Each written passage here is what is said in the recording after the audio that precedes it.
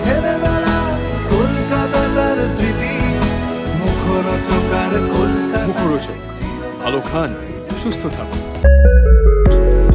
আগেই দেবের উদ্দেশ্যে চিঠি লিখেছিলেন শুভশ্রী, এবার পাল্টা শুভশ্রীর উদ্দেশ্যে নিজের মনের কথা লিখলেন দেব। দেশু 7-এর সফর শেষ হওয়ার পর শুভশ্রীকে ধন্যবাদ জানিয়ে দীর্ঘ বার্তা লিখেছেন দেব, যেখানে উঠে এসেছে তাদের দীর্ঘদিনের বন্ধুত্ব, বিশ্বাস আর এই ছবির বিশেষ যাত্রার কথা।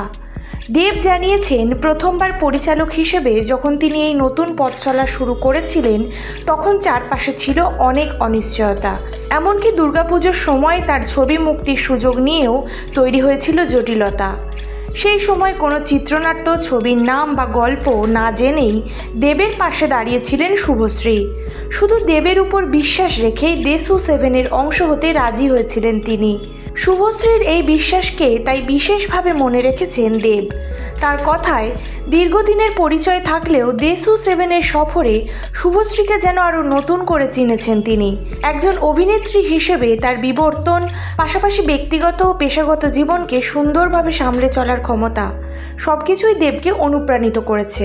একই সময়ে তাদের দুজনের পথ চলা শুরু হয়েছিল, আর সেই পথই এবার তাদের আবার একসঙ্গে নিয়ে এলো দেশু 7-এর অধ্যায়ে। দেব লিখেছেন, তার প্রথম ছবি পরিচালনার অভিজ্ঞতা শুধু একটি ছবি নয়, এমন কিছু মানুষকেও দিয়েছে যারা সেই স্বপ্নটা কি তা জানার আগেই তার স্বপ্নে বিশ্বাস করেছিলেন।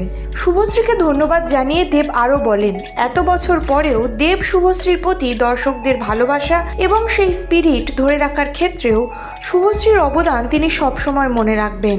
সব শেষে শুভশ্রীর আগামী জীবনের জন্য রইল দেবের ভালোবাসা, শুভেচ্ছা এবং কৃতজ্ঞতা। তাদের এই বন্ধুত্বের গল্পই যেন দেশু 7-এর সফরের অন্যতম সুন্দর অধ্যায় হয়ে থাকে।